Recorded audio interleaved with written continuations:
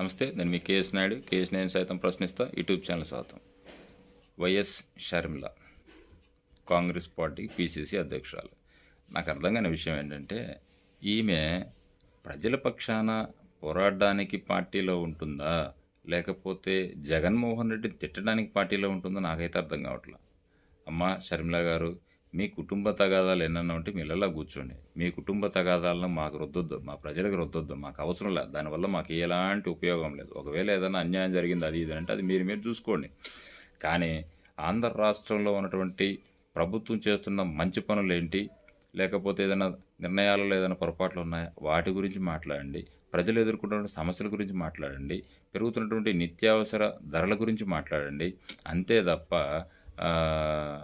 ఈ పర్సనల్ విషయాలు ప్రజల మీద రుద్దడానికి ప్రయత్నించద్దు. ఎందుకు చెప్తున్నానంటే, మన ప్రెస్ మీట్ పెడితే గన్నవరం పూట అన్నది అర్థం కావట్లా. అంటే మీకు షిప్కు సంబంధించిన పోర్ట్లు ఎన్నో తెలియదు, ఫ్లైకి సంబంధించినటువంటి పోర్ట్లు ఏంటో కూడా తెలియదా అని మా సందేహం. ఎందుకంటే మీరు ఎంతసేపటికి ఎట్టు తిరిగినా కూడా జగన్మోహన్ రెడ్డి మీదకే వస్తున్నారే తప్ప దానివల్ల ఉపయోగం ఏంది? ఇప్పుడు సీఎంగా ఉన్నప్పుడు ఆయన ఏదైనా తప్పుడు నిర్ణయాలు తీసుకుంటే ఇలా కాదు ఇలా అని చెప్పాల్సినటువంటి బాధ్యత మీది.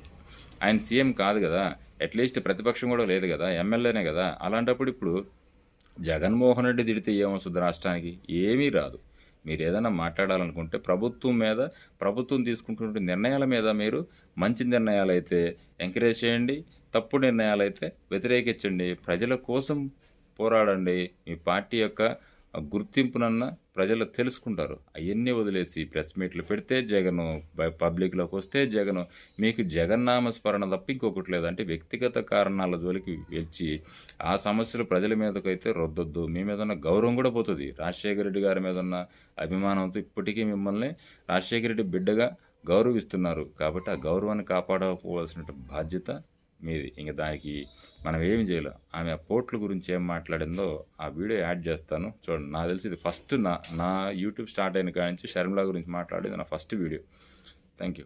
గన్నవరం పోర్టులో కూడా ఇదే జరిగింది. కాకపోతే అది ప్రభుత్వ వాట, ప్రజల ఆస్తి. మరి ఎంక్వైరీ కూడా జరగాలి కదా, శిక్ష కూడా పడాలి కదా, దోషులు ఎవరో తేలాలి కదా. చేయండి, ఎంక్వైరీ వేయండి. అన్ని పోర్ట్ల మీద ఎంక్వైరీ వేయండి. గంగవరం మీద వేయండి, కృష్ణపట్నం మీద వేయండి, కాకినాడ పోర్టు మీద కూడా వేయండి. వచ్చిన అలిగేషన్ కాకినాడ